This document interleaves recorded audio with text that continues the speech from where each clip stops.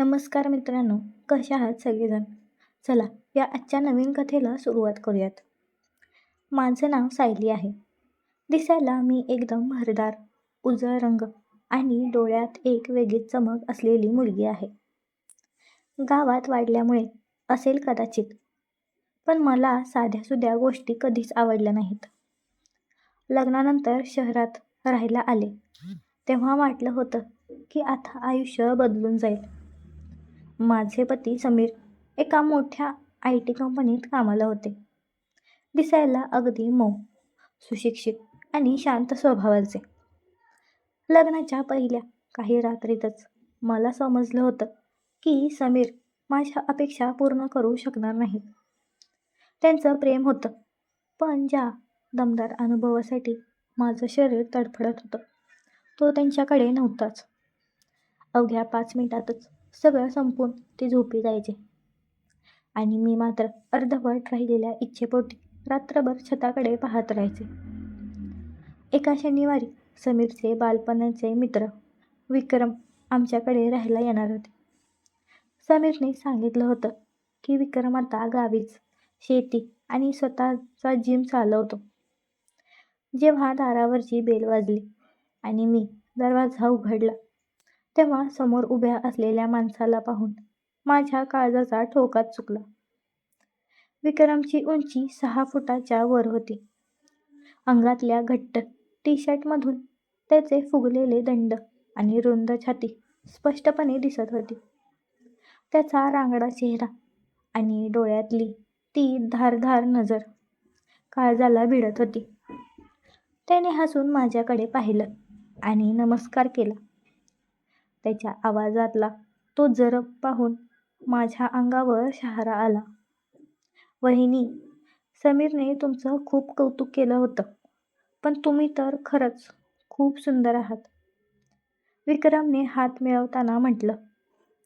त्याच्या हाताचा तो राकट स्पर्श आणि उबदार स्पर्श मला माझ्या गावातल्या त्या दिवसांची आठवण करून देऊन गेला.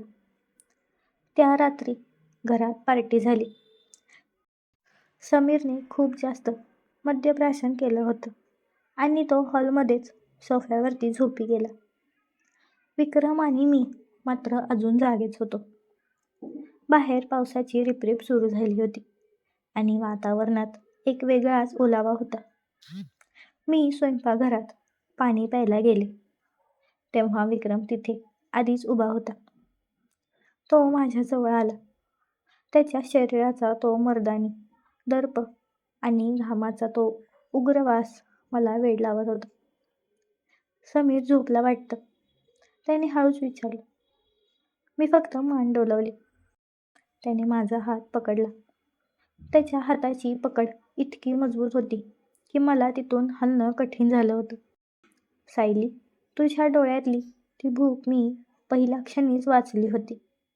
तुला जे हवंय ते समीर कधीच देऊ शकणार नाही," असं म्हणत त्याने मला भिंतीला घट्ट टेकवलं.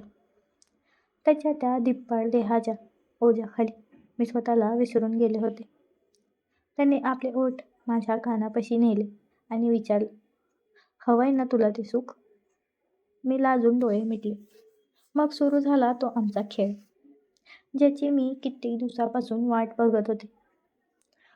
त्याने मला उचलून किचनच्या ओट्यावरती बसवलं. त्याचे ते अनुभवी हात माझ्या अंगावरून फिरू लागले. तेव्हा मला समजलं की आज माझी तहान नक्कीच भागणार आहे. तो रात्रभर मला त्याच्या त्या अफाट ताकदीने तृप्त करत होता. प्रत्येक झटक्यात एक वेगळी नशा होती. समीरच्या त्या 5 मिनिटाच्या खेळापेक्षा विक्रमचा हा रांगडा अवतार मला सुखाच्या शिखरावरती घेऊन जात होता. पहाटे जेव्हा मी खोलीत परतले, तेव्हा मला वाटलं सगळं काही संपलं. पण सकाळी चहा पिताना समीरच्या चेहऱ्यावर एक विचित्र हसू होतं. तो विक्रमकडे बघून डोळा मारत होता. मला काहीच समजेना. दुपारी जेव्हा समीर ऑफिसला गेला, तेव्हा विक्रमने मला त्याच्या खोलीत ओढलं. "सायली, तुला काय वाटतं? समीरला काहीच माहीत नाही?" विक्रमच्या या प्रश्नाने मी हादरले. त्याने त्याच्या लॅपटॉपवर एक व्हिडिओ लावला. तो व्हिडिओ काल रात्रीचा होता. स्वयंपाकघरात बसलेल्या छुप्या कॅमेऱ्यातून समीरने सगळं पाहिलं होतं. माझे तर पाय थरथरू लागले. समीरने हे का केलं असेल? मी रडत विचारलं. विक्रम हसून म्हणाला, कारण त्याला हे सगळं पाहायला आवडतं. आणि आता तुला फक्त माझ्यासोबतच नाही, तर समीरने ठरवलेल्या दुसऱ्या एका माणसालाही खुश करावं लागेल. जर तू नाही म्हणलीस तर हा व्हिडिओ तुझ्या गावी पोहोचेल. मी एका भयानक जाळ्यात अडकले होते. ज्या सुखासाठी मी आसुसलेली होती, ते सुख आता माझ्यासाठी एक शिक्षा बनणार होतं. पण तो दुसरा माणूस कोण होता? आणि समीरने माझ्यासाठी अजून कोणते भयानक प्लॅन बनवले होते? मित्रांनो, यापुढची कथा अजूनच थरारक आणि धक्कादायक असणार आहे. सायलीच्या आयुष्यात आता कोणता नवीन पुरुष येणार आहे, हे जाणून घेण्यासाठी कमेंटमध्ये भाग 2 नक्की लिहा. मित्रांनो, तुम्हाला ही कथा कशी वाटली हे मला कमेंट करून नक्की सांगा. कथा आवडली असेल तर तुमच्या मित्रांसोबत देखील शेअर करा.